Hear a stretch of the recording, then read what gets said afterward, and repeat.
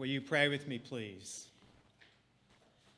Holy God, what a privilege to gather in your presence again this day, a day you have given us to mark the beginning of a new year, a day to listen once more for your voice among the many, and to seek to know you better in our lives.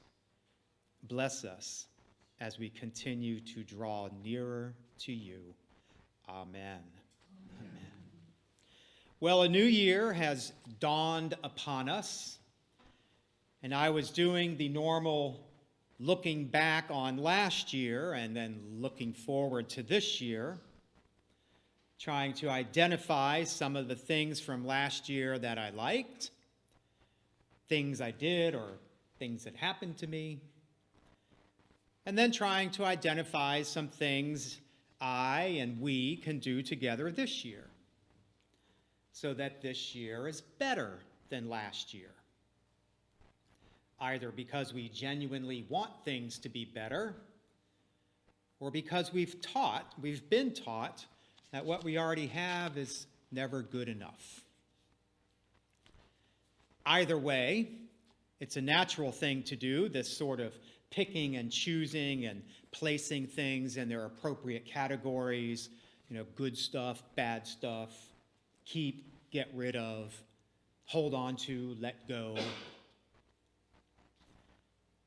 We spend a lot of time doing that. And not just at the beginning of a new year. I think we spend a lot of time doing that probably every day of our lives. What's good about me, what's not, what's good about life, what's not. A long time ago, when I was a teenager, I took lots of arts and crafts classes. And I wasn't very good at too many of them. But I was good at one in particular that I really liked, and that was making mosaics. Where you take broken pieces of different things, tiles or whatever, and arrange them on a surface somewhat and, mostly randomly until that surface is all filled up and you look to see what you got.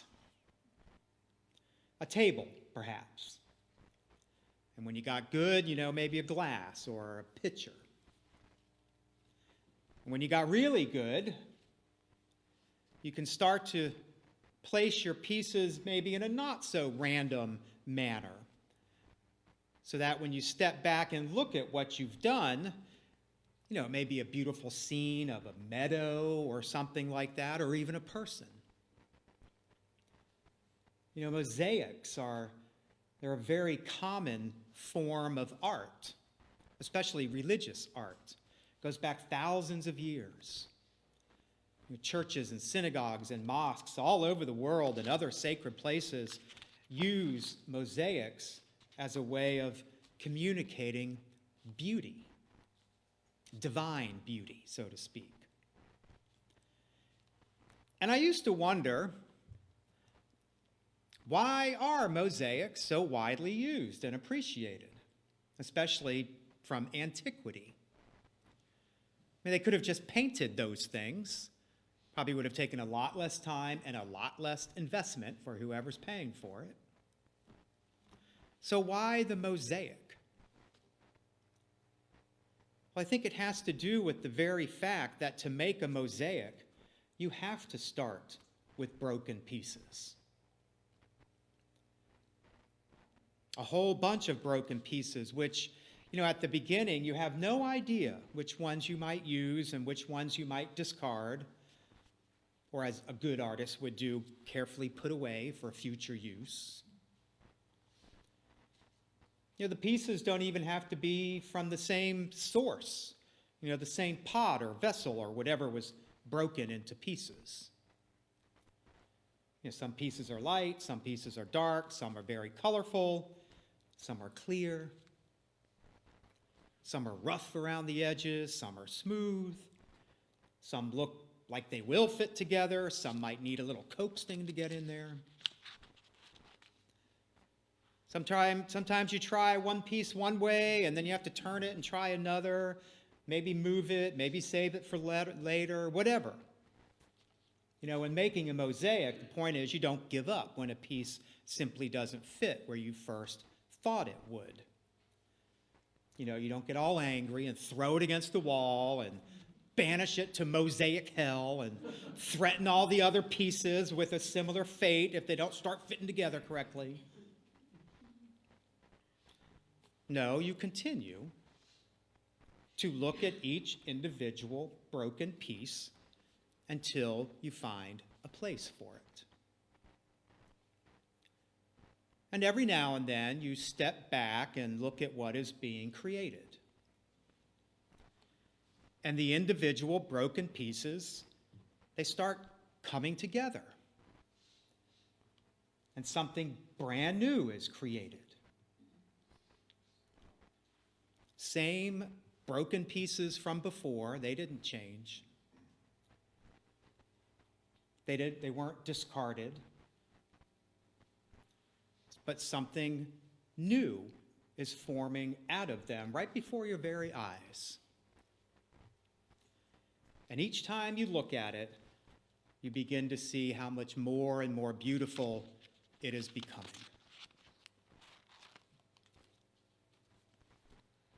This is exactly what God does with us. God has often been called the master potter, but I think God is more of a master mosaic maker. Because not only does God see us just as we are,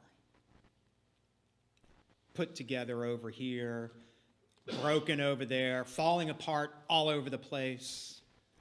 God not only sees the beauty in who we are and how we're made up today, but the beauty in what we can become.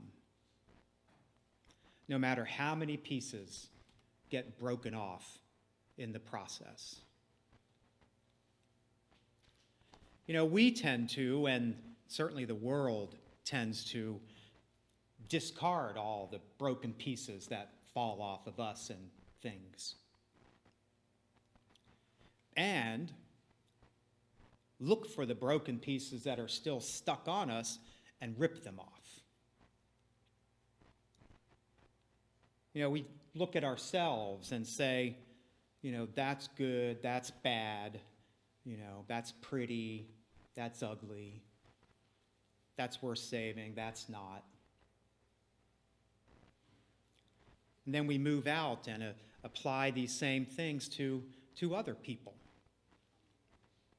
And some get kept, and some we toss out. God works in an entirely different way. God gathers things up. God gathers us up and keeps everything. God doesn't throw away anything, knowing that even the pieces that we call bad can be used for good again. That's what we call redemption. If I was a perfect vessel already, I wouldn't need any help. I'd be exactly what I was supposed to be already. And that's a great thing. If somebody is, good for them. I have no idea what that's like.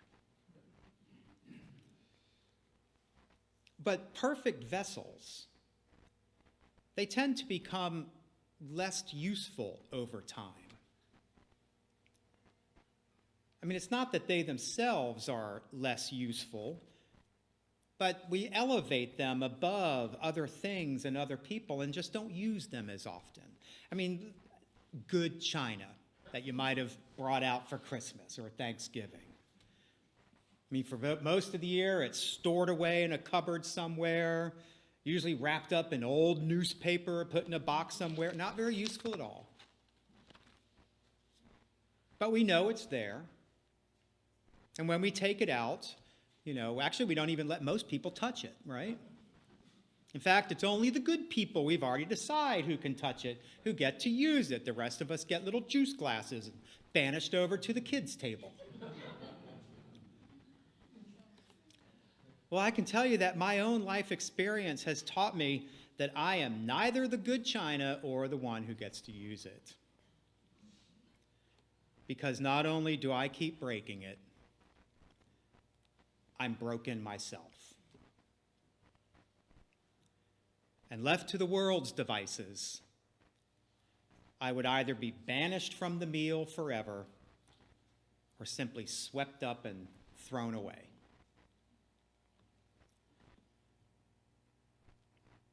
But also part of my life experience has been that where brokenness has defined me. You ever felt that way, that what is broken inside of you is all other people see? It's all what you begin to see about yourself as well. And when people look at us because we feel that way, that might be what they see. You know, we kind of project what we think about ourselves.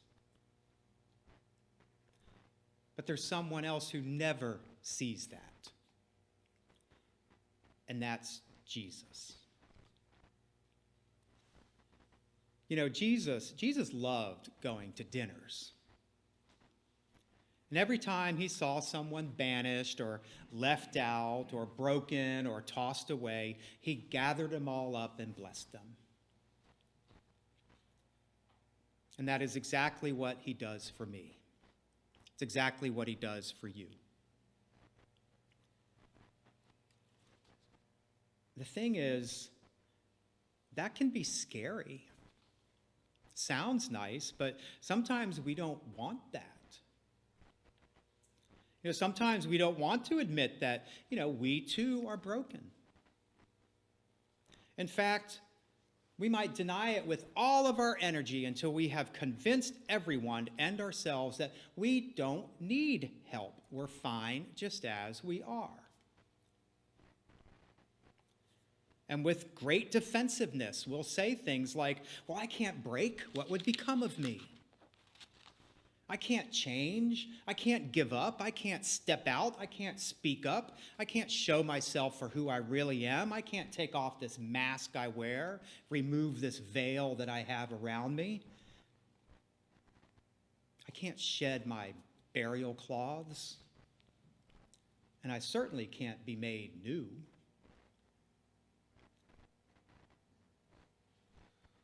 And we say these things so often that they simply become true. And the irony is, they are true. You cannot do any of those things. I cannot do any of those things. We cannot do any of those things without help. Not without the help of one another, and certainly not without the help of God. We just passed through Christmas and tried really hard to remember that, it was not just some baby that was born in a manger, but God incarnate. Remember, God with us. God who saves us, Emmanuel, Jesus. We learned what all these names mean, that it was Jesus born in that manger. The perfect image of God. Born as a perfect little baby, but then growing up in our imperfect world. Breaking sometimes, suffering sometimes, but we're also told he grew in wisdom and stature. Relying on his parents, his brothers, his sisters, his community, and God to bring him into his fullness. And then turning and offering to help us do the same, to heal us, to gather us up, to save us. And not only save us from this world, but to save us to make this world new again. That's what it means to follow Jesus.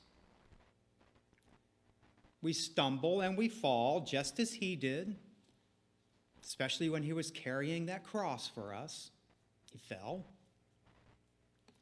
But he also got up with help again, just as he was carrying that cross.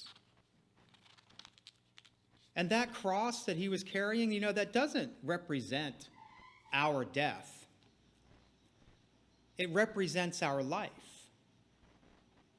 It represents all that is bad and evil in this world, and how God, through Jesus, can take even all of that and turn it into something new. God did not leave Jesus on the cross. He gathered him up in the arms of others who took him down, who placed him in a tomb carved out of this world, which we always think is going to be the end of everything, and then brought him out as something greater. Still broken, still scarred. Remember, he comes out with his wounds still visible, tells Thomas to look at them, touch them. But even the wounds now show the glory of God, it says. The perfect love of God. The love that heals and creates and never discards and throws away. Not even our broken pieces and scars. I have no idea what it's like to be a perfectly put together vessel. I know a lot about what it's like to be imperfect. To doubt, to fear, to avoid, to play dead because I don't know how to live.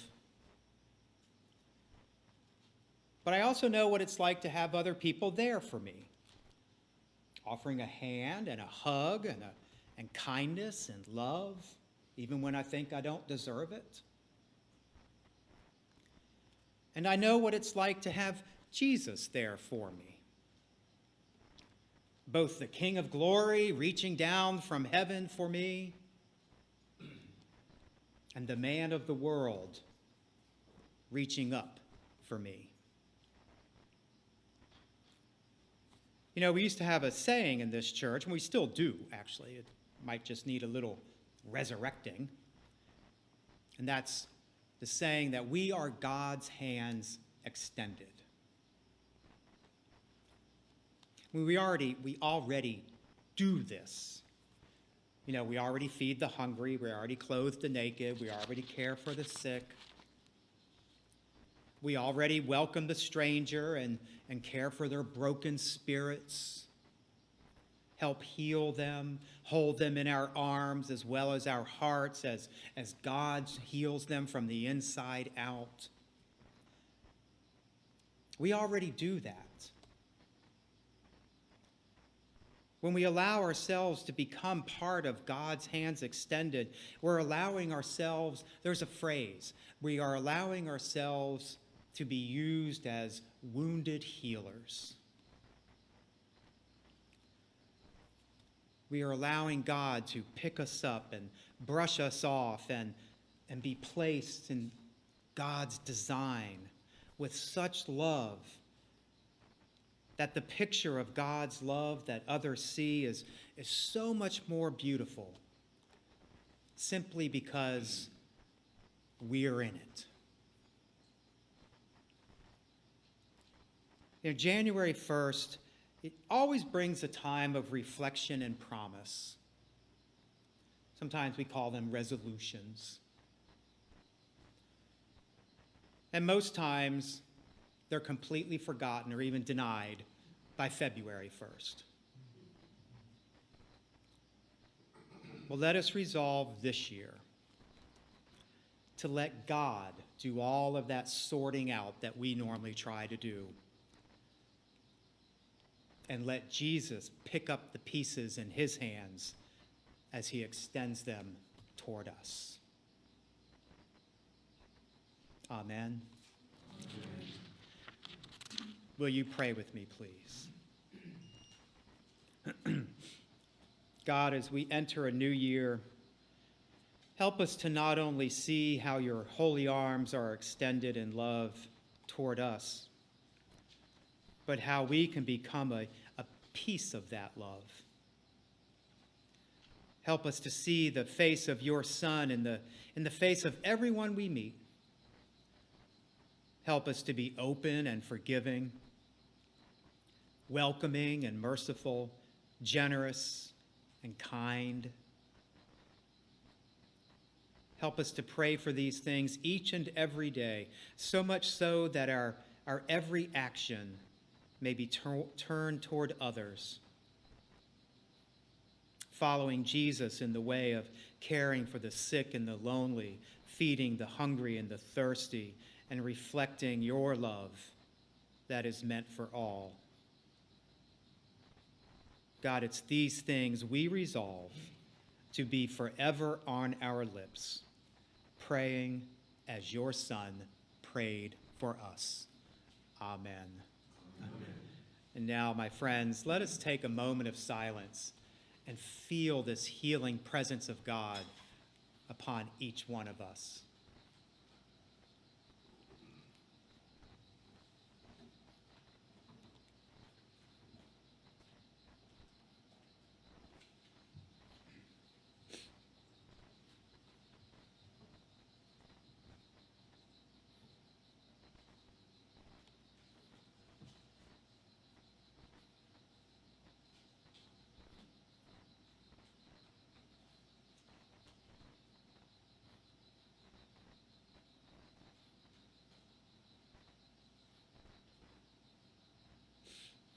Amen. Amen.